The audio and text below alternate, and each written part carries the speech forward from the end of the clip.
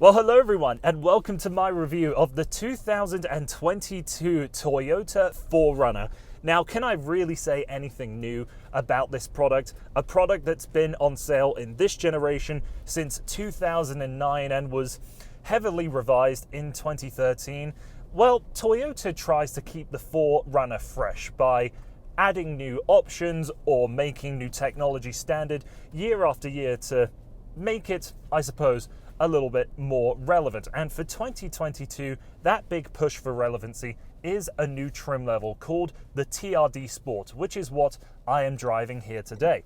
So what makes this the TRD Sport? Well, it is largely an appearance package, and the big giveaways are how you see the trim on the outside of this 4Runner. So where in the normal 4Runner models there's a little bit of chrome, or on the nightshade, the last time I tested out this product, it was dark chrome. Here, those trim pieces are all painted to match the body color, and it is well integrated here, I think, in this pasty green color, the Lunar Rock. And outside of a TRD badge, a fake hood scoop, the 20-inch rims, and a couple of other little bits and bobs like the TRD on the headrests, there really isn't much more to say. It still has the 4-litre V6 with a 5-speed transmission, and here on the regular 4Runners, a part-time 4-wheel drive system. So that V6 makes 270 horsepower and 278 pound-feet of torque, and it's a very understressed engine. As you probably know with the 4Runner, it will last as long as you want it to. If you live as long as the Earth, this probably will as well. That's why there is such a broad appeal for this vehicle so many years after its debut. And even though we're now seeing Toyota heavily revise their body-on-frame vehicles with the new Tundra and the new Sequoia, it's almost guaranteed that the same treatment will come to the 4Runner in the very near future. But the dependency that people have on this product, maintaining its status quo, is what makes it appealing to those people. If you're the kind of individual shopping for any mid-size SUV, you're unlikely going to choose this, because what makes the 4Runner great in the eyes of its owners won't be as appealing, I think, to general market audiences. So what does that mean? Well, the understressed engine, you really have to push it to get an overtake, and the 5-speed transmission I have found to be quite clunky. It's a little noisy on the highway. The steering can feel a little loose on the highway too, and even though the brakes have good bite, you will have a lot of pitch and roll forwards whenever you put a dramatic physical force on the 4Runner.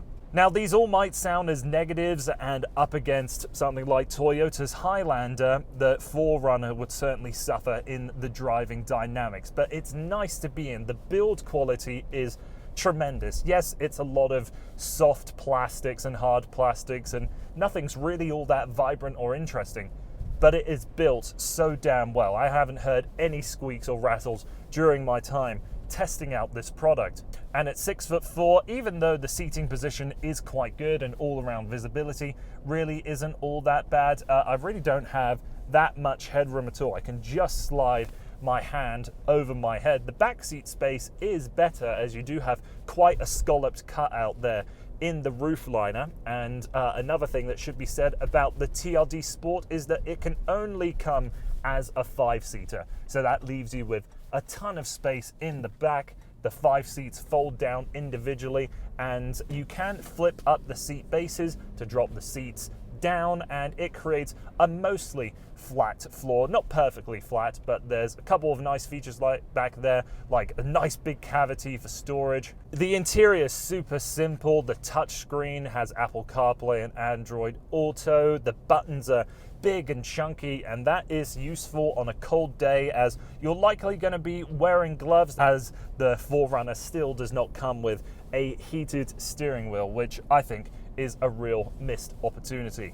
Another feature I quite like about the cabin is that the two cup holders that you have up front here in the center console both have these little removable sections, so that if you need to put a much larger water bottle or anything else in there, it will fit quite nicely. But you can slot that plastic component back in so that if you have a smaller cup, like what I have with here today, it doesn't rattle around and be all annoying. With the introduction of the TRD Sport as it stands, it looks like all of the TRD products that Toyota offers, from the TRD Sport, the TRD Off-Road, and then the TRD Pro models, it looks like that hierarchy is well established. And when I tested out a Tacoma a couple years ago now, that was my big criticism, is that the Sport and the Off-Road in certain vehicles didn't well align. But I think now it's a lot more clearly set, so for consumers that will be a lot more easier if they are going out to shop for a TRD Sport or TRD Off-Road or the TRD Pro